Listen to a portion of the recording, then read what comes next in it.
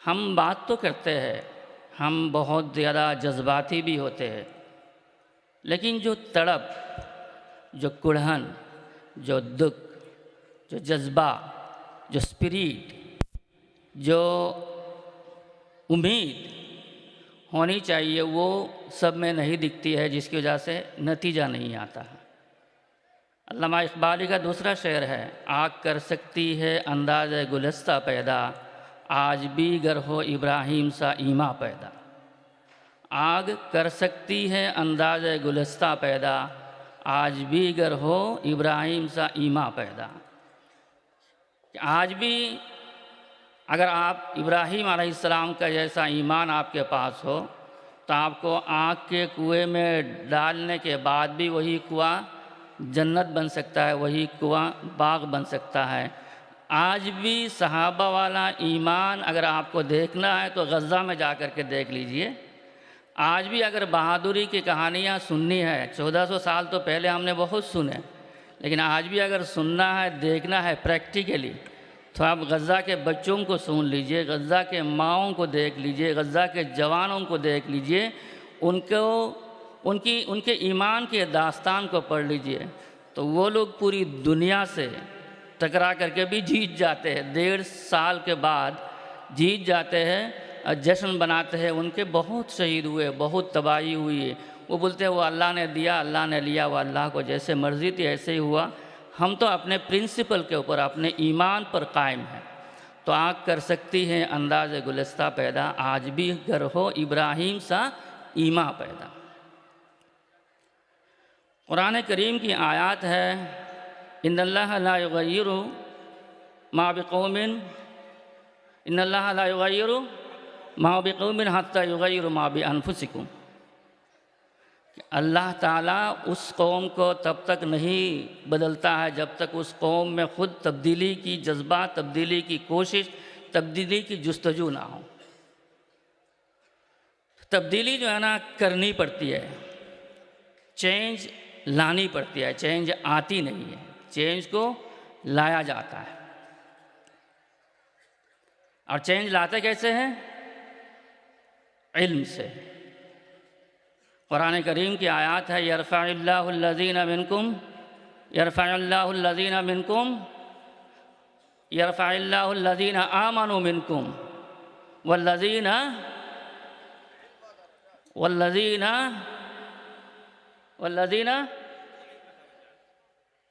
یؤتی العلم درجات والذین اوتوا العلم درجات، یعنی اللہ تعالیٰ نے عزت بخشی ان لوگوں کو جنہوں نے ایمان لایا اور جن لوگوں نے علم حاصل کیا۔ 2 لوگوں کو اللہ تعالیٰ نے کہا ہے کہ 2 لوگ جو ہے نا بہت اوپر ہیں، بہت اونچے ہیں، بہت آگے ہیں۔ وہ کون 2 لوگ ہیں؟ ایک جن لوگوں نے ایمان لایا، والذین آمنوا۔ دوسرا کون لوگ ہیں؟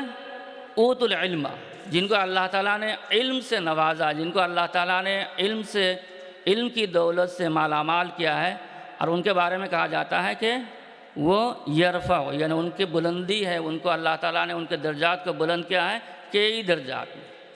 تو علم سے آپ کے درجات بلند ہوتے ہیں۔ دوسری جگہ میں اللہ فرماتا ہے، قُلْ هَلْ يَسْتَوِي الَّذِينَ يَعْلَمُونَ وَالَّذِينَ لَا يَعْلَمُونَ۔ پوچھو کیا جو جانتے ہیں وہ اور جو نہیں جانتے ہیں وہ برابر ہے؟ کیا مطلب برابر نہیں ہے؟ جو نہیں جانتے ہیں وہ نیچے ہے اور جو جانتے ہیں وہ بہت اوپر ہے۔ اس لیے میرے بھائیوں، بہنوں، بزرگوں، دنیا میں تبدیلی آ رہی ہے۔ دنیا میں تبدیلی پہلے بھی آئی تھی، آتی رہی ہے، اور دنیا میں آگے بھی تبدیلی آتے رہے۔ تبدیلی اگر نہیں آئیں گی تو دنیا کے جو فوائد ہے، دنیا کے جو ضرورتیں ہیں، دنیا کے جو کام ہے وہ نہیں ہوگا۔ اللہ نے اس کو پیدا ہی کیا ہے کہ اس میں وقتاً فوقتاً تبدیلی ہوتی رہے گی۔ ان تبدیلیوں سے ہمیں گھبرانا نہیں چاہیے، اور ان تبدیلیوں کو ہمیں کس طرح سے اپنانا ہے اس کے اوپر ہمیں غور و فکر کرنی ہے۔ میں گھٹ پانی پی لیتا ہوں کھڑا، آپ لوگ اس کو دلیل مت بنائیے گا۔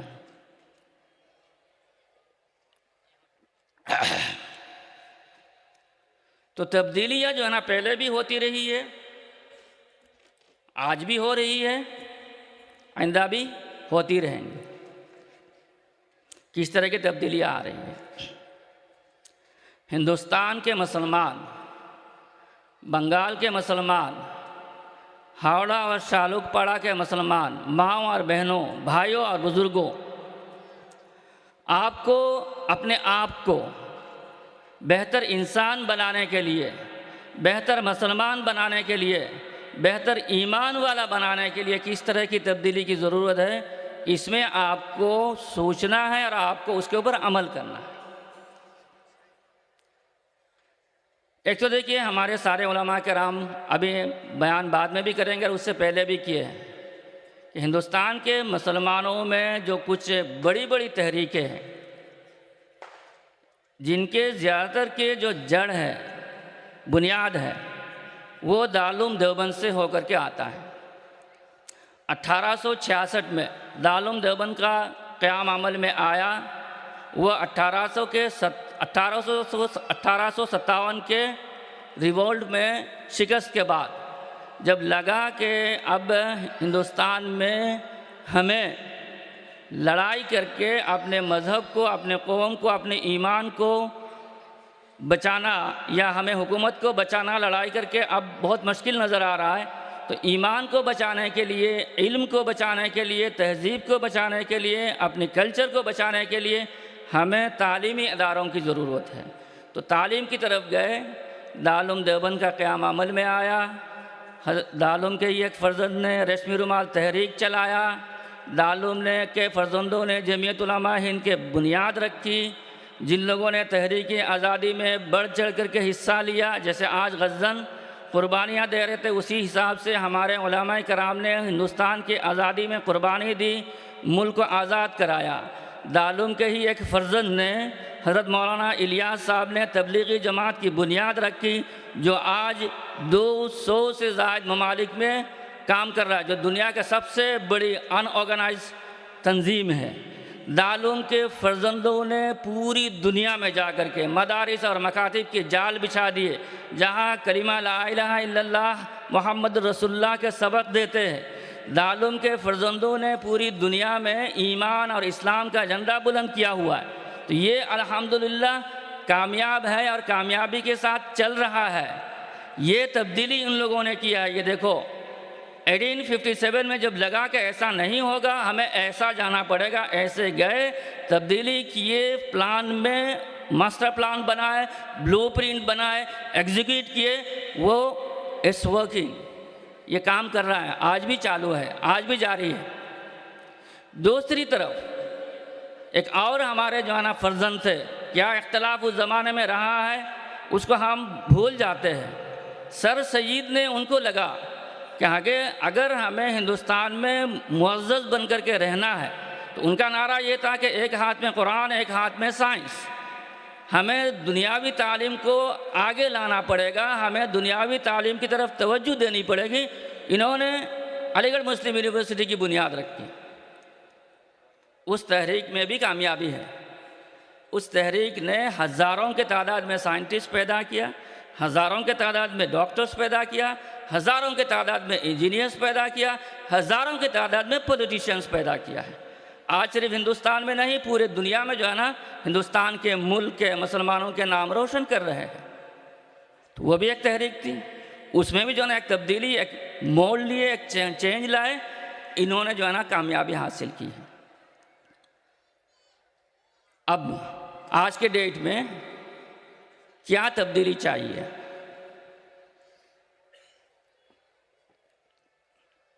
آپ لوگوں نے سنا ہوگا AI، بہت سارے لوگوں نے سنا ہوگا، بہت سارے لوگوں نے استعمال بھی کیے ہوں گے۔ آرٹیفیشل انٹیلیجنس،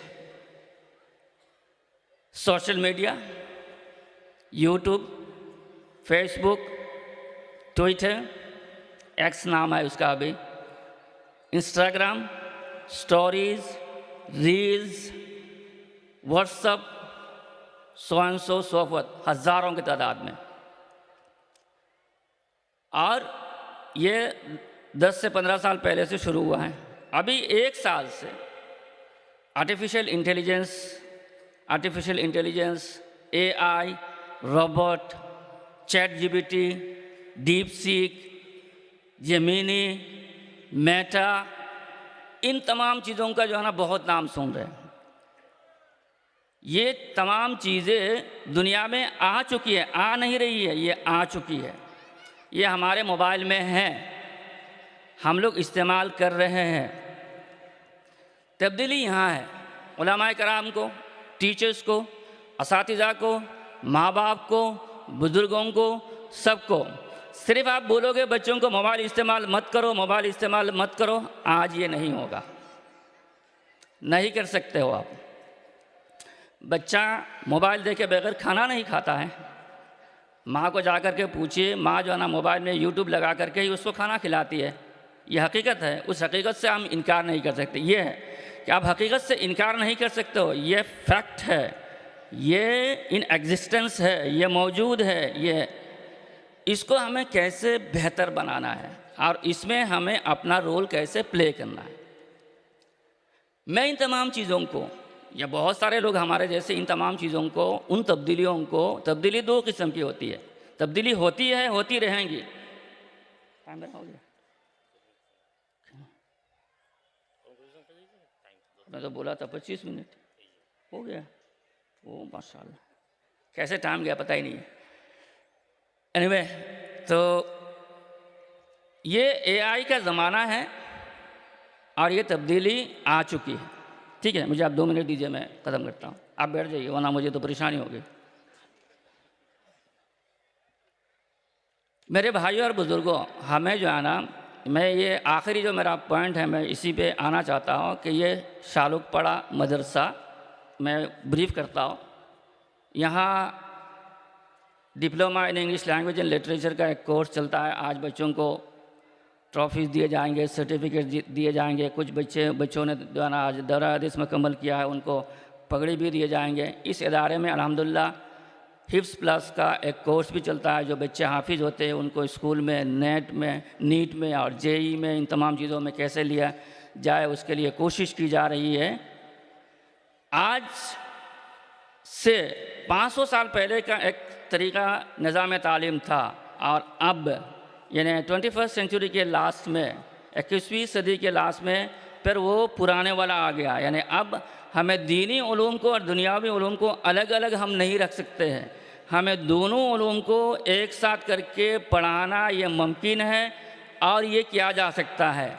आज आपके बच्चे, इसी मदरसे से पढ़े हुए बच्चे भी AI में जाकर के, आर्टिफिशियल इंटेलिजेंस में जाकर के, गूगल में जाकर के काम कर सकते हैं और कर रहे हैं।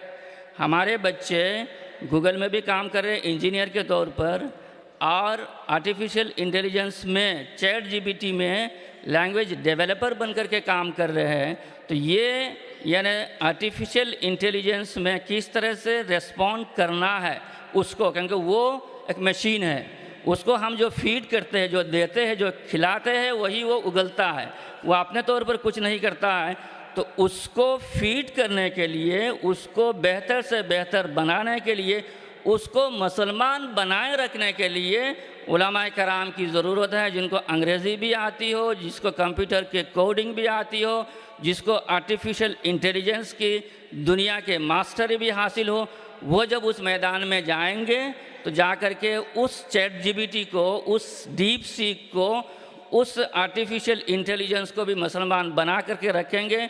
और उसको जब पूछा जाएगा कि hi chat GPT, who is prophet Muhammad, तो वो जवाब देगा कि prophet Muhammad is the last and final messenger of God. जब पूछा जाएगा who is Jesus peace be upon him, तो वो कहेगा Jesus peace be upon him was one of the prophets of God, not son of God और not God. तो ये chat GPT बोलेगा जब आप उसको फीड करोगे। आप फीड करने के लिए कौन चाहिए? उलमा चाहिए, दीनदार लोग चाहिए, दीन के समझदार लोग चाहिए। तो ये काम अल्हम्दुलिल्लाह शालुकपड़ा मदरसे से भी हो रहा है, आप लोगों का भी इसमें कंट्रीब्यूशन है। इसलिए आप तमाम लोग मुबारकबाद के मुस्तहिक हैं। आप सब लोगों ने मेहनत करके इन बच्चों को तैयार किए। आज जो है ना ये बच्चे यहाँ से पढ़ करके उम्मत के पास जाएंगे। उम्मत का वो सरमाया है। उम्मत ने जो है ना उसको अपने ज़कात, सदक़ात, हदियात डोनेशन दे करके उसको तैयार किया है। वो अब उम्मत में जाएंगे, जा कर के इंशाअल्लाह वो काम करेंगे। मैंने जो कुछ भी कहने की कोशिश की, पता नहीं आप लोगों को कहाँ तक समझ में आई बात। कोई अगर बात समझ में आ गई, काबिल कबूल हो, काबिल अमल हो, मैं समझूंगा कि मैं कामयाब हूँ। मेरे लिए भी दुआ फरमाते रहिएगा, मैं भी दुआ करूँगा। वमा अलैना इल्लल बलाग। वस्सलाम।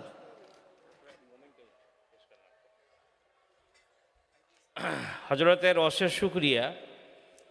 হজরত আমাদেরকে সমৃদ্ধ করলেন, আমরা সমৃদ্ধি লাভ করলাম।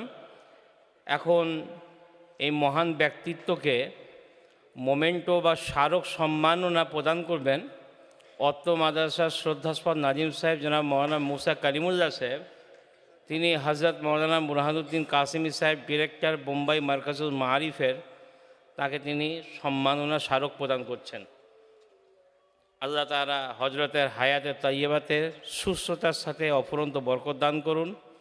হজরত যে কথাগুলো বললেন হাফ মিনিটের মধ্যে, তার সারবত্তা হচ্ছে এটাই যে আমাদের মধ্যে চেঞ্জিং আনতে হবে। Learning education means modification your behaviour. অর্থাৎ যখন শিক্ষা দীক্ষা মানুষের মধ্যে আসবে, তার আচার ব্যবহার সব কিছুর পরিবর্তন, আমূল পরিবর্তন আনতে হবে। তৎসহ আমাদের মডার্ন টেকনোলজির মধ্যে একটা AI, artificial intelligence, chat GPT, এটা আমাদের বর্তমান যুগের একটা বড় আল্লাহর নিয়ামত। এর মাধ্যমে অনেক কিছু কাজ সহজে সাধন করা যায় যদি এর সঠিক ব্যবহার জানা যায়। তো সেই বিষয়ে আলোকপাত করছেন যে আমাদের সন্তানদেরকে এর ব্যবহার, যথাযোগ্য ব্যবহার যাতে আমাদের সন্তানেরা ভালো কাজে করে, আর্টিফিশিয়াল ইন্টেলিজেন্স বা AI আর চ্যাট জিপিটি, এ সমস্ত কথা বলছিলেন।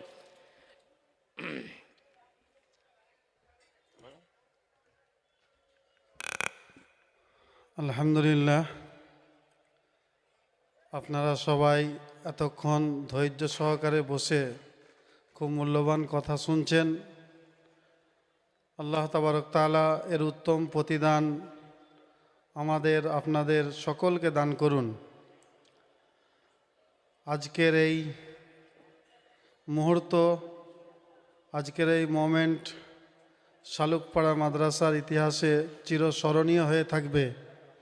যে আজকে আমাদের মাদ্রাসার মঞ্চে বহু বিশিষ্ট জ্ঞানী গুণী মানুষরা একত্রিত হয়েছেন, যাদের সকলের পরিচয় করানো আমার জন্য সম্ভব নয়। প্রত্যেকটা ব্যক্তি তার নিজস্ব প্ল্যাটফর্মে, তার নিজস্ব জায়গায় পাহাড়ের মতো উচ্চ শিখরে অধিষ্ঠিত। আমি সকলের শুকরিয়া আদায় করি যে শালুকপাড়া মাদ্রাসার ক্ষুদ্র আমন্ত্রণে তারা আমাদের প্রতিষ্ঠানে এসেছেন এবং আমাদেরকে সুপরামর্শ এবং সাজেশন দিচ্ছেন যে এই প্রতিষ্ঠানকে আরও সুন্দর করে কিভাবে গড়ে তোলা যায়, সুচারুরূপে প্রত্যেকটা কাজ কিভাবে সম্পাদন করা যায়, সে সমস্ত গুরুত্বপূর্ণ পরামর্শ আমরা শুনছি। আমাদের সামনে বহু বিশিষ্ট গুণীজন রয়েছেন। আমরা মাদ্রাসা কর্তৃপক্ষ তাদের হাতে স্মারক সম্মাননা তুলে দেওয়ার সিদ্ধান্ত নিয়েছি। আমি বলবো আমাদের শ্রোতাদের মধ্যে বসে রয়েছেন জনাব আলহাজ শেখ নজরুল ইসলাম সাহেব। আপনি যেখানেই থাকুন না কেন আমাদের মঞ্চে চলে আসবেন। আমি দেখতে পাচ্ছি আলহাজ নজরুল ইসলাম সাহেব, আপনি আসুন, আপনার জন্য আমাদের এই মঞ্চ অপেক্ষা করছে। আমাদের শালুকপাড়ার বিশিষ্ট সমাজসেবী জনাব আলহাজ হাসমত সাহেব, ওনার কাছে আবেদন করব উনি আমাদের মঞ্চে উপস্থিত হবেন। আমাদের শালুকপাড়ার বিশিষ্ট মাদ্রাসার হিতাকাঙ্ক্ষী আমাদের আরাফত ভাই, আপনিও মঞ্চে আসবেন। আমাদের শালুকপাড়ার বিশিষ্ট ব্যক্তি জনাব শেখ হাবু সাহেব, উনিও আসবেন আমাদের মঞ্চে। আমরা আমাদের সংবর্ধনা যে কাজ, এটা আমরা এখন করব ইনশাআল্লাহ। সর্বপ্রথম বলি যে শুরু থেকে আমি যখন প্রথম এসেছিলাম আমাদের মঞ্চে বসে রয়েছেন জনাব আলহাজ সিরাজুল হক সাহেব, কেজিএন গ্রুপ, তার ডিরেক্টর জনাব আলহাজ সিরাজুল হক সাহেব বাংলার একজন বিশিষ্ট সমাজসেবী, বহু শিক্ষা প্রতিষ্ঠানের পৃষ্ঠপোষক। বাংলার মুসলমানের জন্য ওনার অবদান বহু রয়েছে।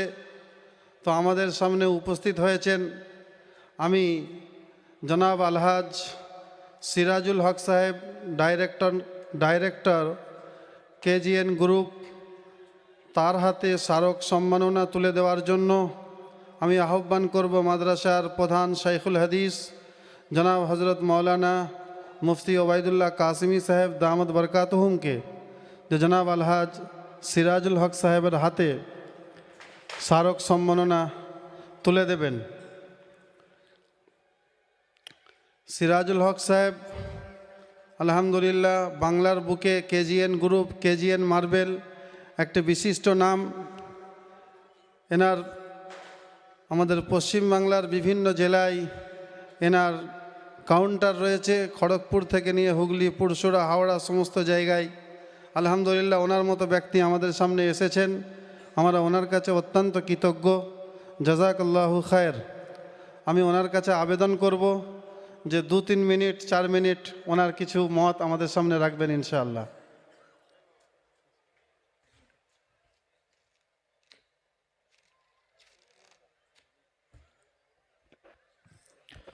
আসসালামু আলাইকুম রহমতুল্লাহ বরকাতুহু। নাহমাদুহু ওয়া নুসাল্লি আলা রাসূলিল কারীম, আম্মা বাদ। সম্মানীয় উপস্থিতি এবং আমার শ্রদ্ধাভাজন ব্যক্তিবর্গ এবং স্নেহভাজন সামনে বসে থাকা কচিকাঁচা স্টুডেন্ট বা ছাত্রছাত্রীবৃন্দ এবং আজকে এই সভার সভাপতি এবং অর্গানাইজেশন কমিটির সকল কর্তৃপক্ষকে এবং এই মাদ্রাসা শিক্ষক শিক্ষিকা সকলকে আমার আন্তরিক শুভেচ্ছা ভালোবাসা জানাই। সর্বপ্রথম আমি মহান স্রষ্টার কাছে শুকরিয়া জ্ঞাপন করছি যে এমন একটা ভালো অনুষ্ঠান আমাকে ইনভাইট করার জন্য। আল্লাহ পাক আমাদের বলেছেন যে সময়ের দাম আমাদেরকে অনেক শিখিয়েছেন, অনেক আগে থেকে শিখিয়ে দিয়েছেন, সেটা একমাত্র নামাজের মধ্যে শিখিয়েছেন। এবার সময় আমরা কোন কাজে ব্যয় করব, সময় আল্লাহ পাক দিয়েছে আমাদেরকে, কিন্তু আমরা কোন কাজে ব্যয় করব সেই ডিসিশান কিন্তু আমাদের নিতে হবে। আমি ভালো কাজে আমার সময়টাকে ব্যয় করব না খারাপ কাজে আমার সময়টাকে ব্যয় করব, সেটা আমার ডিসিশান আমাদেরকে নিতে হবে। তো মহান স্রষ্টার কাছে শুকরিয়া জ্ঞাপন করছি যে একটা ভালো কাজে আমাকে এই সময় ব্যয় করার জন্য। আর একটা বিষয়, আমরা 1400 বছর আগে থেকে পড়াশোনা করে এসেছি বা জেনে এসেছি যে ইকরা বিসমি রব্বিকাল্লাযী খালাকাল, মানে মহান আল্লাহ আমাদের কোরআনের মধ্যে পড়ার কথা বলেছেন, পড়াশোনার কথা বলেছেন। আমাদের নবী হজরত মুহাম্মদ সাল্লাল্লাহু আলাইহি ওয়াসাল্লাম বিশ্বের মহান নেতা বা বিশ্বের আইকন বা বিশ্বের আইডল। তো তিনি যখন 40 বছর জীবনযাপন করেছেন তখন কিন্তু নামাজের গুরুত্বটা ছিল যতটা 63 বছর বয়সে নবুয়তের পরে পেয়েছেন। তো 40 বছর বয়সে তিনি যে নামাজের গুরুত্ব দিয়েছেন, কিন্তু 63 বছর বয়সে কিন্তু নামাজের গুরুত্বটা অনেক বেশি ছিল। তো নামাজ আমাদের কাছে গুরুত্বপূর্ণ একটা বিষয়। তার সাথে সাথে আমাদের বুঝতে হবে বা আমাদের চেষ্টা করতে হবে যে বেসিক এলিমেন্টটা কি। ইসলামের বেসিক এলিমেন্ট হচ্ছে দুটো জিনিস, একটা হচ্ছে সত্যবাদী আর একটা হচ্ছে ন্যায়পরায়ণতা। আমরা যদি এই মাদ্রাসা বা আমাদের বাচ্চাদের মধ্যে এই দুটো জিনিস যদি পুশ করতে পারি বা তাদের মধ্যে যদি আমি ঢুকিয়ে দিতে পারি যে বেসিক এলিমেন্ট হচ্ছে ন্যায়পরায়ণতা আর সত্যবাদী, নামাজ রোজা হজ জাকাত কলমা এটা লাগবে, এটা ছাড়া চলবে না। কিন্তু তার সাথে সাথে সমাজকে পরিচালনা করতে গেলে এবং দেশকে পরিচালনা করতে গেলে, ফ্যামিলিকে পরিচালনা করতে গেলে এই দুটো বেসিক জিনিস লাগবে, একটা যে সত্যবাদী আর একটা যে ন্যায়পরায়ণতা। যদি আমি আমার বাচ্চার মধ্যে সত্যবাদীতা যদি পৌঁছে দিতে পারি বা আমার বাচ্চার মধ্যে যদি ন্যায়পরায়ণতা তৈরি করে দিতে পারি, আজকের বাজারে আমাদের লাগবে ডাক্তার, মাস্টার, ইঞ্জিনিয়ার, প্রফেসর সব লাগবে, কিন্তু তার সাথে সাথে দুটো জিনিস বেশি মূল্যবান। আমি ডাক্তার হব, কিন্তু একজন ভালো ডাক্তার হব। আমি একজন শিক্ষক হব, ভালো শিক্ষক হব। আমি একজন লয়ার বা উকিল হব, ভালো লয়ার হব। আমি একজন জজ বা ব্যারিস্টার হব, ভালো ব্যারিস্টার হব। এই যে যদি ন্যায়পরায়ণতা ঢুকিয়ে দেওয়া যায় তার মধ্যে, তাহলে সে তার সমাজের জন্য কল্যাণ হবে এবং ফ্যামিলির জন্য কল্যাণ হবে, দেশের জন্য কল্যাণ হবে। আর একটা বিষয় হচ্ছে যে আমাদের সমাজে, ইনি একটু আগে বললেন সাহেব যে এআইয়ের জমানা, আমাদেরকে একটা দেখবেন 5,000, 7,000, 10,000 টাকার মোবাইল, 5,000, 7,000, 10,000 টাকার মোবাইল যদি 15 দিন বা 1 মাসের মধ্যে দেখবেন আপডেট নাই, আপডেট, কারণ নাহলে সে হ্যাং হবে।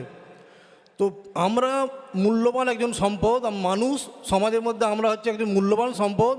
আমাদেরও কিন্তু আপডেট নিতে হবে। আপডেটটা কি? যে দেখা গেল আজকে আমরা 15 বছর আগে গেছি, তখন দেখা গেল বড় 100 ওয়াটের ল্যাম্প ইউজ হতো। তারপরে কি হলো, সিএফএল ল্যাম্প ইউজ হচ্ছে।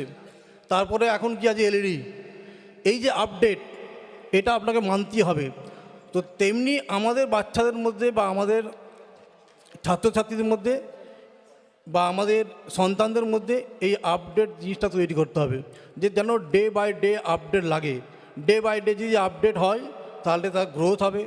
গ্রোথ হলে কী হবে, তার জন্য উপকার হবে, তার জন্য কল্যাণ হবে এবং সমাজের জন্য কল্যাণ হবে। আর একটা বিষয় হচ্ছে, আমরা সবসময় বলে থাকি যে education is the backbone of the nation. Education হচ্ছে জাতির মেরুদণ্ড, কিন্তু আমি বলবো good education is the backbone of the nation. মানে সুশিক্ষা কিন্তু জাতির মেরুদণ্ড। আগে আমরা বলতাম যে শিক্ষা জাতির মেরুদণ্ড, কিন্তু এখন যে সিচুয়েশন হয়ে দাঁড়িয়েছে, এখন আমরা যে জায়গায় দাঁড়িয়ে আছি, সেটা হচ্ছে সুশিক্ষা জাতির হচ্ছে মেরুদণ্ড। আমাদের বাচ্চাদেরকে সুশিক্ষায় শিক্ষিত করতে হবে।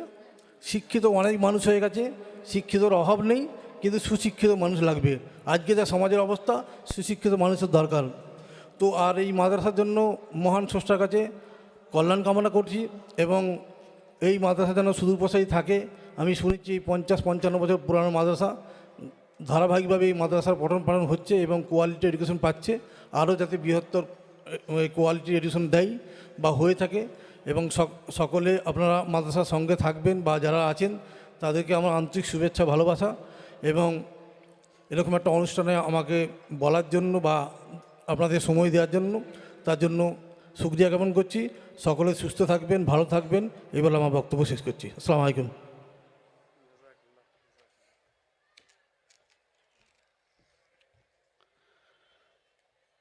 আলহামদুলিল্লাহ, অসংখ্য ধন্যবাদ জনাব আলহাজ সিরাজুল হক সাহেবকে। এরপর বাংলার বুকে বিপ্লব তৈরিকারী, বাংলাতে মুসলমানদের কোনো মুখপত্র ছিল না, মুসলিমের কোনো কথা বলার মতো কোনো স্কোপ ছিল না, কোনো সুযোগ ছিল না।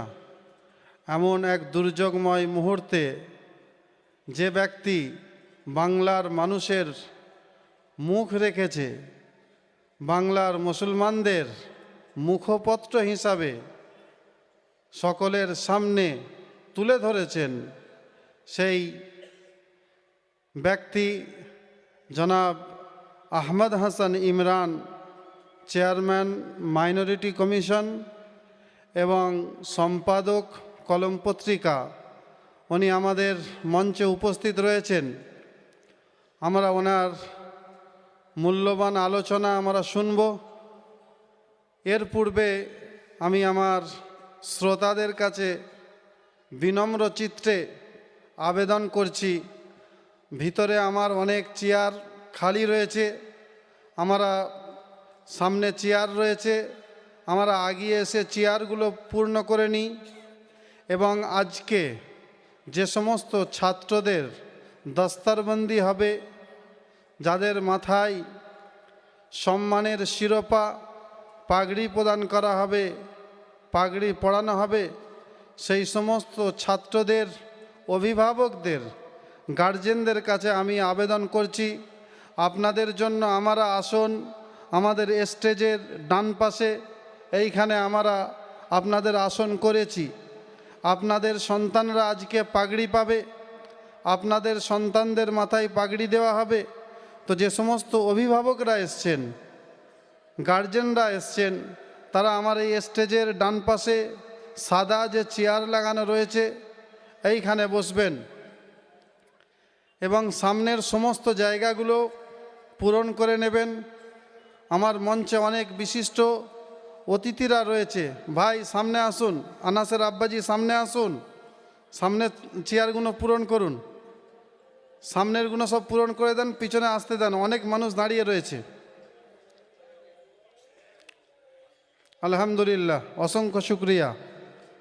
আমাদের যে সমস্ত গার্জেনরা এসছেন তারা এদিকে বসবেন আর সামনে চেয়ার পুরো করে নেন।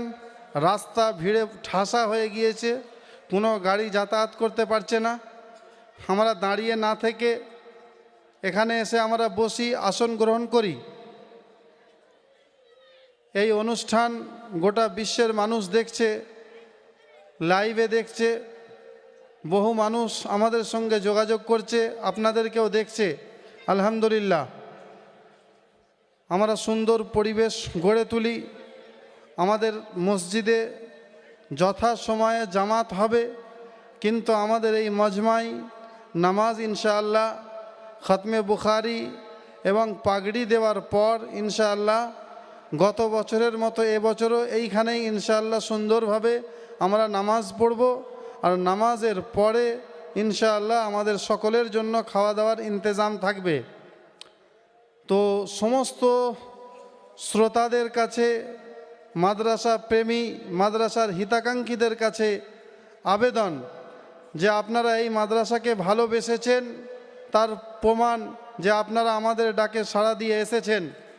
আলহামদুলিল্লাহ, আমাদের মজমা কানাই কানাই পরিপূর্ণ ভরে গিয়েছে।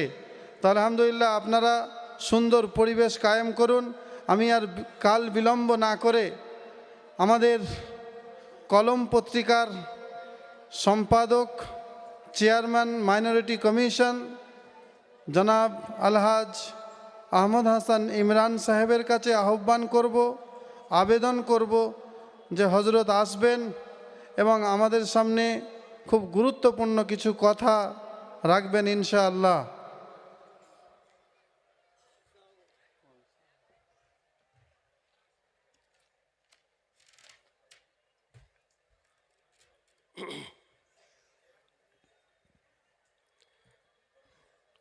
সমস্ত প্রশংসা আল্লাহর,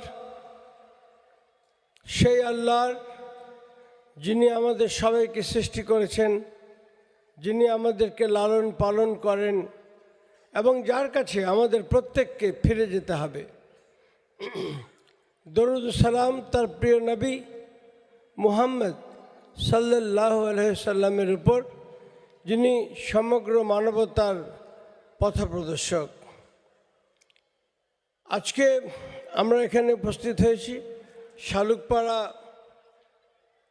শালুকপাড়া মাদ্রাসা আশরাফুল উলুমে। বিশ্বাস করুন, এখানে এসে আমার মন ভরে গেছে। তার কারণ হচ্ছে এই মাদ্রাসাটা একটু অন্যরকম। আমি তাদের নাম করব, বেশ কিছু আমাদের ইসলামের কি বলবো, যারা পতাকা বহন করছেন তারা এখানে উপস্থিত আছেন, আমার পিছনে আছেন, কেউ কেউ আরাম করছেন, বিশ্রামে আছেন, আপনাদের সামনে আছেন। কিন্তু আমার মন ভরে গেছে এই জন্য যে এই মাদ্রাসাটা সম্পূর্ণ অন্যরকম। এখান থেকে আমরা সব ধরনের শিক্ষা হাসিল করতে পারি। এই জন্য এই মাদ্রাসার নাজিম মৌলানা মুসা কলিমুল্লাহ সাহেবকে, তারা সবাই দেওবন্দ থেকে শিক্ষা হাসিল করেছেন। আমি তাদেরকে ধন্যবাদ জানাচ্ছি, তাদেরকে আমি অভিনন্দন জানাচ্ছি। আমি জানি যে তিনি নাদওয়া, দেওবন্দ, অন্য জায়গায় তিনি শিক্ষা হাসিল করেছেন এবং সেই শিক্ষাকে এখানে শালুকপাড়া মাদ্রাসা এবং এলাকায় ছড়িয়ে দেওয়ার জন্য সচেষ্ট রয়েছেন। এই মাদ্রাসাটা আমাদের আগে কি ছিল আপনারা স্মরণ করুন। ইসলামী শিক্ষাকে, ইসলাম এবং মুসলিম বিজ্ঞানীরা ইসলাম অনুসরণ করে সারা পৃথিবীতে বিপ্লব এনেছিলেন। বিজ্ঞানের যে কোনো জিনিস দেখুন, সেখানে মুসলিম বিজ্ঞানীরা তারা শুরুয়াত করেছিলেন, তারা বিজ্ঞানকে এগিয়ে নিয়ে গেছেন। তো আমরা হঠাৎ করে যেটা করলাম যে আমরা ঠিক করে নিলাম যে এটা হচ্ছে দ্বীনি শিক্ষা, এটা ইসলামী শিক্ষা, আর এটা হচ্ছে সেকুলার শিক্ষা, ধর্মনিরপেক্ষ শিক্ষা। ইসলামে এই ধরনের কোনো শিক্ষার ব্যবস্থা ছিল না। ইসলামে কি ছিল? যা কিছু আছে সব কিছু আল্লাহর থেকে এসছে, সব কিছু ইসলামী শিক্ষা। আমি আপনাদেরকে প্রশ্ন করি যে ভূগোল আমরা পড়ি, ভূগোলকে কি আমরা সেকুলার শিক্ষা বলবো? ভূগোল কি আল্লাহর নয়? ইতিহাস কি আল্লাহর নয়? ইতিহাসের পট পরিবর্তন, কেমিস্ট্রি বা অন্য অন্য জিনিস যেগুলো আছে, বায়োলজি, সব কিছু তো আল্লাহর সৃষ্টি। তাহলে কি করে এগুলো ইসলামী শিক্ষা নয়? আমাদের যে সমস্ত বিশ্ববিদ্যালয়গুলো ছিল, আপনারা স্পেনের নাম শুনেছেন। সেই স্পেন প্রায় 800 বছর ধরে মুসলিমদের অধীনে ছিল এবং সেখানে মুসলিমরা এক বিরাট ইসলামী সভ্যতা গড়ে তুলেছিলেন। তারা মানুষকে খুন করেননি, তারা মানুষকে সহায়তা করেছেন। তারা সেখানে বিশ্ববিদ্যালয় গড়েছেন, মসজিদ গড়েছেন, প্রসাদ গড়েছেন, এগুলো করেছেন, সেচের ব্যবস্থা করেছেন। তো সেখানে যে সমস্ত বিশ্ববিদ্যালয়গুলো ছিল, সেগুলো ছিল দুনিয়ার সব থেকে বড় বিশ্ববিদ্যালয়, সব থেকে মানসম্পন্ন বিশ্ববিদ্যালয়। আমাদের ইসলামী যে শিক্ষা স্পেন পৃথিবীকে উপহার দিয়েছে তার তুলনা নেই। সেখানে এমন সব গবেষণা হয়েছে যা আজকের আধুনিক বিজ্ঞানের তারা সূত্রপাত করেছে, কিন্তু আমরা তাদেরকে ভুলে গেছি। তো সেখানেও কিন্তু কোনোদিন দেখিনি, স্টাডি করলে দেখতে পাই যে এটা ইসলামী, এটা বে ইসলামী, এরকম নয়। সমস্ত নলেজ আল্লাহর কাছ থেকে এসছে, সমস্ত নলেজ আল্লাহ সৃষ্টি করেছেন, তার নবী তার পথ নির্দেশ করেছেন, কিন্তু আমরা আলাদা হয়ে গেছিলাম। আল্লাহর রহমতে এখন ধীরে ধীরে চেষ্টা হচ্ছে যে আমাদের মাদ্রাসাগুলিতে সব ধরনের শিক্ষা দেওয়ার, এবং এই শালুকপাড়া মাদ্রাসা আশরাফুল উলুম সেই ধরনের শিক্ষা আপনাদের ছেলেদের, আপনাদের সন্তানদের দেওয়ার চেষ্টা করছে। পশ্চিমবাংলায় এই ধরনের মাদ্রাসা খুব বেশি নেই, কিন্তু এখানে ইংরেজি শেখানো হচ্ছে। মাশাআল্লাহ, ইংরেজি এখন আন্তর্জাতিক ভাষা, আগে ছিল না। আগে আরবি ছিল আন্তর্জাতিক ভাষা, কিন্তু পর্যায়ক্রমে আমাদের অবনতির ফলে, আমাদের অবক্ষয়ের ফলে কি হলো যে ইংরেজি এখন আন্তর্জাতিক ভাষা। আমরা শিখব, আমাদের তো কারোর প্রতি কোনো নেই, বিদ্বেষ নেই, আমরা ইংরেজি শিখব, সব শিক্ষাই আমাদের। তো আমরা সেখানে ব্যবস্থা করা হয়েছে। আগে মাদ্রাসাগুলো সম্বন্ধে লোকেরা নাক উঁচু করতো, আদূর এই মাদ্রাসা, হিন্দু ভাইরা আমাদেরকে বলে যে আচ্ছা বলতো তোরা কখন এই মাদ্রাসার শিক্ষা ছেড়ে দিবি, এই মাদ্রাসাগুলো রেখে কি হচ্ছে? এটা শুধু হিন্দু ভাইরা বলে না, আমাদের অনেক বড় বড় মুসলিমরাও বলেন, শিক্ষিত মুসলিমরা বলেন এই মাদ্রাসাই আমাদের ধ্বংস করে দিল। সে মূর্খরা জানে না, মাদ্রাসাই হচ্ছে দিন ও দুনিয়া সব কিছুতে উন্নতির পাথেও যারা দিচ্ছে সেটাগুলো হচ্ছে মাদ্রাসা। তো তাই এই মাদ্রাসাগুলো এখন অন্যভাবে শিক্ষা দেওয়া হচ্ছে, সেই স্পেনের সময় যেভাবে ইসলামী শিক্ষা দেওয়া হতো। আপনারা জানেন যে এখানে ইংরেজি আছে, সেই শিক্ষা দেওয়া হচ্ছে। এখানকার ছেলে মেয়েদেরকে ইসলামের সঙ্গে সঙ্গে তারা মাধ্যমিকেরও তালিম নিচ্ছে এবং অন্য কোনো জায়গায় গিয়ে মাধ্যমিকের পরীক্ষা দিচ্ছে। এখানে যারা মাদ্রাসা পাশ করে এসছে কিংবা যারা অন্য তালিম হাসিল করেছে তাদের জন্য ডাক্তারি পড়ানোর ট্রেনিং দেওয়া হবে বা হচ্ছে, তার ব্যবস্থা করা হয়েছে। তাই আমার খুব ভালো লাগছে, এই মাদ্রাসা আমাদেরকে দিন ও দুনিয়া ও আখেরাত দুটোরই শিক্ষা দেওয়ার ব্যবস্থা করেছে। এজন্য আমি ধন্যবাদ জানাবো যারা এই শিক্ষাক্রম পরিকল্পনা করেছেন, এই সিলেবাস পরিকল্পনা করেছেন তাদের জন্য। এখানে আজকে অনেকে উপস্থিত আছেন বুরহানুদ্দিন সাহেব, যার সঙ্গে আমার অনেক পরিচয়। তিনি নিজেও এখন বললেন আমাকে যে তিনি বম্বে থেকে এসছেন কিন্তু আসামের লোক। তিনি বললেন যে কলম পত্রিকায় তিনি বহুদিন থেকে জানেন, আমাকে বহুদিন থেকে জানেন। আমি খুব খুশি যে তিনি এখানে এসে বাংলার হালত তিনি দেখে গেলেন, এই অঞ্চলটিকে তিনি দেখে গেলেন। এছাড়া এখানে আছেন জনাব ওমর ফারুক সাহেব, তিনি একজন ব্যবসায়ী কিন্তু ইসলাম প্রাণ মানুষ। রয়েছেন সিরাজুল সাহেব, একটু আগে বক্তব্য রেখেছেন, তিনিও বিভিন্ন ক্ষেত্রে ইসলামকে ছড়িয়ে দেওয়ার চেষ্টা করছেন। রয়েছেন মোহাম্মদ আনসার সাহেব, এরকম অনেকে আছেন, সবার নাম আমি করছি না, অনেককে আমি চিনি তাদের মধ্যে। তো আমি কয়েকটা কথা বলে, যেহেতু আমাকে ফিরে যেতে হবে আমার অফিসে, আমি দু একটা কথা বলে বিদায় নেব। আমি যেটা বলতে চাই সেটা হচ্ছে যে আজকে আমাদের দেখতে হবে যে আমরা কী ধরনের মডেল ফলো করব। আজকে আপনারা দেখতে পাচ্ছেন যে মানুষ আর মানুষ নেই।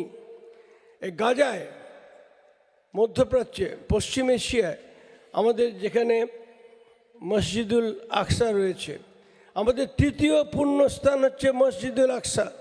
তো সেখানে আমাদের ফিলিস্তিনি ভাইরা, ইসরায়েল এসে 2000 বছর পরে সেটা দখল করে বসে গেছে। সেখানে তারা কি করছে, আমেরিকার মদদে, ব্রিটেনের মদদে, তাদের অস্ত্র, তাদের অর্থে তারা গাজায় মুসলিম ভাইদের উপর তারা আক্রমণ শানাচ্ছে। এবং আমরা দেখতে পাচ্ছি যে কীভাবে তারা নারীদেরকে হত্যা করছে, নারীদেরকে ধর্ষণ করছে, শিশুদের হত্যা করছে। এটা আমরা শিশুদেরকে হত্যা করছে, এটা আমরা দেখতে পাচ্ছি। কিন্তু পৃথিবী তাতে কোনো আপত্তি জানাচ্ছে না। প্রায় 50,000 লোককে হত্যা করেছে, সব থেকে বেশি মারা গেছে শিশুরা, নারীরা এবং পুরুষরা, বৃদ্ধরা, তারাও মারা গেছে গাজায়, আপনার খবর কাগজে দেখে থাকেন। কিন্তু কেউ বলছে না এটা অন্যায় হচ্ছে। আমরা যদি কোনো মুসলমান একজন মুসলমানকে মেরে ফেলে, তাহলে কি একজন অহিন্দুকে, একজন আমেরিকানকে মেরে ফেলে কিংবা একজন অমুসলিমকে মেরে ফেলে, সারা পৃথিবী খেপে যায়। কিন্তু এরা এই যে মানে 50,000 মানুষকে মারলো, 1000-এর বেশি মানুষকে পঙ্গু করে দিল, আহত করে দিল, ক্ষুধার্ত করে রেখেছে সমগ্র অবরুদ্ধ গাজা উপত্যকাকে। কেউ বলছে না খারাপ কাজ হচ্ছে। আবার এখন ট্রাম্প হুমকি দিয়েছেন যে আমি গাজাকে দখল করে নেব। এটা আমাদের পবিত্র ভূমি, এটা ফিলিস্তিন। এখানে কত নবীরা জন্মগ্রহণ করেছেন, নাম করুন একজন নবীর, দেখতে পাবেন যে আল্লাহর রহমতে তাদের অনেকেরই জন্মস্থান হচ্ছে ফিলিস্তিন। আর এখানে রয়েছে আমাদের মসজিদুল আকসা, আমাদের তৃতীয় পুণ্যস্থান। এখানে নবীরা একসাথে নামাজ পড়েছেন মসজিদুল আকসাতে, মিরাজে গেছেন আল্লাহর নবী। সেই জিনিসকে আমরা ছেড়ে দেব? বলছে এদেরকে সরিয়ে দাও, এদেরকে সরিয়ে অন্য জায়গায় নিয়ে যাও।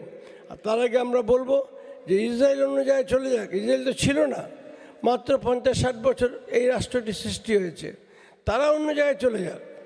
তাই আমি বলবো আজকে তারা অস্ত্রের জোরে এবং তারা অর্থের জোরে আজকে মুসলমানদের উপর আক্রমণ শানাচ্ছে।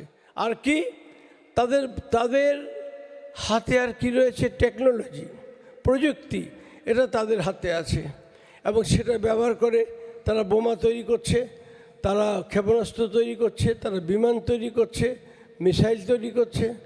তো আমি বলবো যে আমরাও মিসাইল তৈরি করতে পারি। ইরান দেখিয়ে দিয়েছে যে তাদের মিসাইল কিভাবে ইসরায়েলে গিয়ে আঘাত হেনেছে। আর সব থেকে বড় কথা হচ্ছে গাজা দেখিয়ে দিয়েছে ইমান কাকে বলে। এবং একজন লোকও গাজা ছেড়ে পালায়নি। ধ্বংসযজ্ঞ হচ্ছে গাজাতে, একজন লোকও কিন্তু গাজা ছেড়ে চলে যায়নি।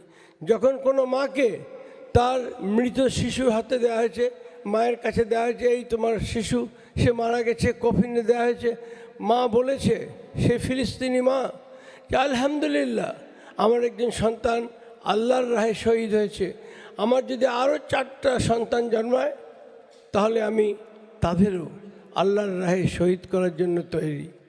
এই ঈমান তাদের রয়েছে।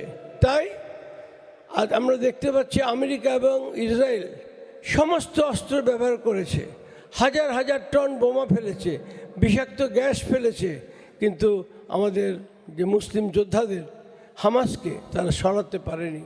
তারা আল্লাহর উপর ভরসা করে লড়ে গেছে। এক বছর 3 মাস আপনারা জানেন তারা গাজার উপর নৃশংস বর্বর আক্রমণ চালিয়েছে। সমস্ত গাজাকে গুড়িয়ে ধ্বংস করে দিয়েছে, বিদ্যুৎ বন্ধ করে দিয়েছে, পানির সরবরাহ বন্ধ করে দিয়েছে, কিন্তু ফিলিস্তিনিরা কোথাও পালায়নি, তারা সেখানেই দাঁড়িয়ে রয়েছে।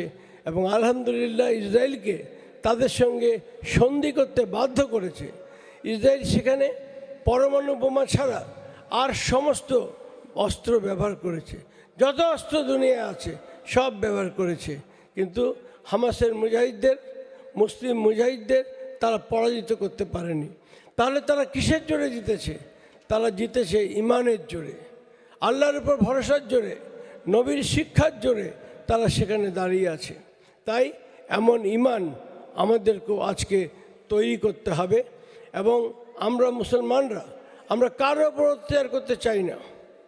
আপনারা জানেন কোরআনের সে অমোঘ বাণী, যদি কেউ একজন মানুষকে অন্যায়ভাবে হত্যা করে, দেখুন এখানে মুসলিমকে বলা হয়নি কোরআনে, এখানে বলা হয়েছে যদি একজন মানুষকেও মানুষ বলা হয়েছে, কেউ অন্যায়ভাবে হত্যা করে সে যেন সমগ্র মানব জাতিকে হত্যা করলো। কত বড় কথা! আর কেউ যদি একজন মানুষের জীবন রক্ষা করে তাহলে সে সমগ্র মানবতার জীবন রক্ষা করলো। আমরা মুসলমানরা কারো ওপর জুলুম করতে চাই না। আল্লাহ জুলুমকারীদের ভালোবাসেন না। আমরা চাই সবার প্রতি ইনসাফ হোক, সে হিন্দু হোক, মুসলিম হোক, খ্রিস্টান হোক, সবার প্রতি ইনসাফ হোক। আমরা সে জাতি, আমরা তাই এখানে এসেছি, আমরা আল্লাহর উপর ভরসা করি। আমি বলবো যে আজকে আমাদের দেখতে হবে যে কি করে আমরা আমাদের সন্তানদের একজন ইমানদার মুসলিম, একজন শিক্ষিত নাগরিক এবং আল্লাহওয়ালা মানুষ, যারা এই কালকে মানে পৃথিবীতে ভালো থাকবে, পরকালকেও তারা মানবে এবং তার জন্য তৈরি হবে, এই ধরনের শিক্ষা আমরা চাই। শালুকপাড়ার এই মাদ্রাসাটি সেই ধরনের শিক্ষা দেওয়ার চেষ্টা করছে আপনাদের সন্তানদের। তাই আমি বলবো যে এই মাদ্রাসার প্রতি আপনারা নজর রাখুন, এখানে আপনাদের ছেলেদের পাঠান। আমি তো এটাও বলবো আমাদের নাজিম সাহেবকে যে মেয়েদের জন্য আমাদেরকে ভাবতে হবে, তাদের জন্য এই ধরনের মাদ্রাসা বা প্রতিষ্ঠান তৈরি করতে হবে। এটা আমাদেরকে ভাবতে হবে। আর অনেক জায়গায় হচ্ছেও, বহু জায়গায় মেয়েদের জন্য ইনশাআল্লাহ নতুন ধরনের মাদ্রাসা হয়েছে এবং সেখানে তারা কোরআন হাদিসের সঙ্গে সঙ্গে পৃথিবীর সমস্ত বিষয়ে তারা পড়াশুনো করছে। আলহামদুলিল্লাহ পশ্চিমবাংলায় সেই ধরনেরও শিক্ষালয় গড়ে উঠেছে। আমি বলবো যে এই সব মডেলকে সামনে রেখে আমাদেরকে আগামী দিনে আগ বাড়তে হবে। আজকে পশ্চিমবাংলায় আমরা কি দেখতে পাচ্ছি, যারা এখানে শিক্ষিত লোকেরা আছেন তারা জানেন যে পশ্চিমবাংলায় মুসলমানরা খুব পিছিয়ে গিয়েছিল। সাচার কমিটির রিপোর্ট বলেছে যে পশ্চিমবাংলায় মুসলমানদের মধ্যে সারা ভারতে মুসলমানরা পিছিয়ে, কিন্তু পশ্চিমবাংলার মুসলমানরা সব থেকে পিছিয়ে। সে সময় আমরা দেখেছি যে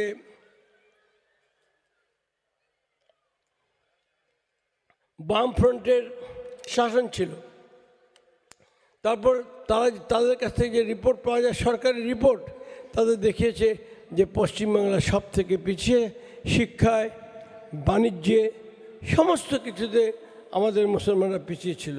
কিন্তু আলহামদুলিল্লাহ গত 15-20 বছর একটা বিপ্লব হয়ে গেছে পশ্চিমবাংলায়, তাকে বলা যায় শিক্ষা বিপ্লব। আমাদের ছেলেরা আজকে ডাক্তার হচ্ছে, আজকে তারা WBCS হচ্ছে, আজকে তারা ইঞ্জিনিয়ার হচ্ছে এবং অন্য অন্য বিষয়েও তারা আজকে ধীরে ধীরে তারা সাফল্য লাভ করছে। তাই বলবো পশ্চিমবাংলার একটা মধ্যবিত্ত মুসলিম সমাজের জন্ম হয়েছে। এই হচ্ছে সময় যখন আমরা শিক্ষায়, দীক্ষায়, ব্যবসা বাণিজ্যে আমাদেরকে এগিয়ে যেতে হবে এবং সেজন্য পর্যাপ্ত শিক্ষা গ্রহণ করতে হবে। আমি আরও দু একটা কথা আপনাদের সামনে রাখতে চাই। এখানে ধর্মীয় ভাইরা আছেন, যারা ধর্মপ্রাণ, যারা আখেরাতে বিশ্বাস করেন এবং যারা আল্লাহর নবীকে বিশ্বাস করেন। ইদানিং আমরা দেখতে পাচ্ছি, কাগজ জিজ্ঞেস করেন কোনো একজন মুসলিম যিনি মধ্যবিত্ত, যে ভাই উনি কোথায়, উনি উমরাতে। আর কাগজ জিজ্ঞেস করেন যে উনি কোথায়, উনি উমরাতে। উমরাতে প্রচুর মুসলিম যাচ্ছেন, মাশাআল্লাহ। উমরা ছোট হজ, তো উমরা করে আসছেন, তো ভালো কথা। তারা মক্কায় যাচ্ছেন, তারা মদিনায় আল্লাহর নবীর শহরে যাচ্ছেন এবং ইবাদত করছেন। দুই আমাদের মসজিদুল হারামে তারা ইবাদত করছেন, খুব ভালো কথা। কিন্তু সেই সঙ্গে দেখা যাচ্ছে যে সেই সঙ্গে দেখবেন আপনি সেই সঙ্গে দেখবেন যে আমাদের হজ কমে যাচ্ছে। হজ 17,000 আমাদের কোটা, পশ্চিমবাংলা থেকে যেতে পারে, কিন্তু যাচ্ছে কত? 5,000। বাকি অন্য রাজ্যে হজের জন্য কি চলে? হুড়োহুড়ি চলে। তাই আমি বলবো যে আপনারা হজে যান। যদি 100 বার উমরা করে কেউ, তাও কিন্তু একটি হজের সমকক্ষ নয়। এবং হজ যেটা হচ্ছে ফরজ, উমরা ফরজ নয়। তাই বলবো উমরা করুন, কিন্তু হজটা আগে করুন, তারপর উমরা করুন। শেষ কথা আমি বলবো, আমার সময় হয়ে গেছে, আরও কিছু কথা বলার ছিল। আজকে পাগড়ি দেওয়া হবে। এই পাগড়ি আমাদের এক সম্মানের প্রতীক, কিন্তু ইংরেজরা কী করলো? তারা বেয়ারা বা চাপরাশির মাথায় পাগড়ি পরিয়ে দিল, যাতে আমাদের পাগড়ির মর্যাদা নষ্ট হয়। ফলে এখন আমরা পাগড়ি পরতে লজ্জাবোধ করি। কিন্তু এখনও পাকিস্তানে বা অন্যান্য জায়গায়, অন্যান্য দেশে, আফগানিস্তানে গর্বের প্রতীক মনে করা হয় পাগড়ি পরাকে। আজকে এখানে পাগড়ি দেয়া হবে আমাদের সন্তানদের, যারা ভালো রেজাল্ট করেছে। তো আমি শুধু এটুকু বলবো যে আসুন আমাদের ছেলে মেয়েদেরকে দিন এবং দুনিয়া দুটোতে যেন আমরা ভালো করতে পারি। আর একটা কথা বলে আমি শেষ করব, একটা হাদিসে কুদসি, সেটা হচ্ছে কিয়ামতের দিন যখন সবাইকে পরীক্ষা দিতে হবে আল্লাহর কাছে, কে জান্নাতে যাবে আর কে জাহান্নামে যাবে, তখন আল্লাহ তাআলা বান্দাকে জিজ্ঞেস করবেন সে পরীক্ষার সময় যে আমি ক্ষুধার্ত ছিলাম, তুমি আমাকে খাবার দাওনি। সে বান্দা বলবে, এই হাদিসটা আপনারা জানেন, সে বান্দা বলবে, আল্লাহ তাআলা আপনি তো সব কিছুর ঊর্ধ্বে, আপনি তো আল্লাহ, আপনি কি করে ক্ষুধার্ত থাকতে পারেন? আল্লাহ বলবেন যে আমি আমার অমুক অমুক বান্দা তারা ক্ষুধার্ত ছিল, তুমি তাদেরকে জানা সত্ত্বেও খাদ্য দাওনি। যদি তাদের খাদ্য দিতে, আজকে এই কাল কিয়ামতের দিনে তুমি আমাকে পেতে। আমি সব অনুষ্ঠানে এই হাদিসটা বলি। তো দ্বিতীয়ত আল্লাহ বলবেন যে আমি বস্ত্রহীন ছিলাম, নগ্ন ছিলাম। বান্দা সেরকমভাবে বলবে, অন্য কোনো বান্দা সেরকমভাবে বলবে, আল্লাহ আপনি কি করে বস্ত্রহীন হবেন? আপনি তো সব কিছুর মালিক। তখন আল্লাহ বলবেন, আমার অমুক বান্দা বা বান্দি বস্ত্রহীন ছিল, তুমি তাদের কাছে বস্ত্র দাওনি, দিলে আজকে এই বিচারের দিন তুমি আমাকে তোমার পাশে পেতে। তেমনিভাবে আল্লাহ বলবেন, আরও অনেক আছে, লম্বা হাদিস একটু।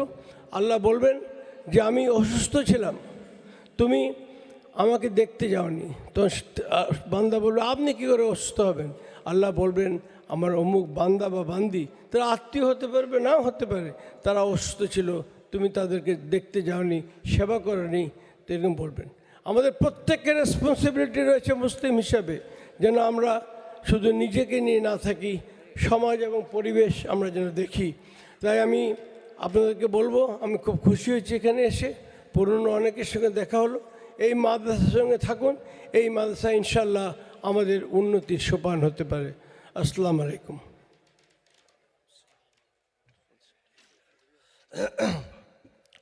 অসংখ্য ধন্যবাদ মাননীয় পূবের কলম পত্রিকার সম্পাদক মহাশয় এবং আমাদের রাজ্য থেকে প্রতিনিধি এমপি, রাজ্যসভা থেকে। উনি ছিলেন এক্স এমপি অবশ্য, তবে আমাদের কাছে উনি সবসময় এমপি আলহামদুলিল্লাহ। উনি আমাদের যেভাবে ইসলামের এবং মুসলিম জাহানের মনের কথাগুলোকে ওনার পত্রিকার মাধ্যমে জনসম্মুখে তুলে ধরেন এবং তার সাথে সাথে পার্লামেন্টেও যেভাবে উনি মুসলিম এবং মুসলিম জাহানের পক্ষ থেকে প্রতিনিধিত্ব করেন, সেটা অতুলনীয় এবং নজিরবিহীন। তাই তার কাছে আমরা আশরাফুল উলুম পরিবার আজকের এই সভায় আমন্ত্রিত আগত সকল অতিথি মণ্ডলীর পক্ষ থেকে জানাই আন্তরিক হার্দিক শুভেচ্ছা, ওনার দীর্ঘায়ু কামনা করি। আরও একটু আমি স্যারের কাছে আবেদন করব, আমাদের প্রতিষ্ঠান বঙ্গীয় ফিগার সম্পন্ন একটি প্রতিষ্ঠান। ইতিপূর্বেও স্যার অনেকবার এখানে এসেছেন। আজকে ওনার কাছে একটি বিশেষ অনুরোধ রাখব, প্রতিষ্ঠানের যে কোনো নিউজ বা যে কোনো সংবাদ হজরতের কাছে যাওয়ার সঙ্গে সঙ্গে যেন সেটা অ্যাকসেপ্ট হয়ে যায়। আর দ্বিতীয় হচ্ছে যেন যদি পয়সার প্রয়োজন হয় আমরা পয়সা দিতে প্রস্তুত আছি, যেন আমাদের ক্ষেত্রে একটু কনসিডার করা হয় ইনশাআল্লাহ। এখন আপনাদের সম্মুখে আমাদের মাননীয় সাংসদ এবং পূবের কলমের সম্পাদক আহমদ হাসান ইমরান মহাশয়কে অ্যাওয়ার্ড দিয়ে বরণ করে নেবেন। শালুকপাড়া মাদ্রাসা আশরাফুল উলুমের প্রাণপুরুষ, মাদ্রাসা আশরাফুল উলুমের নবর উপকার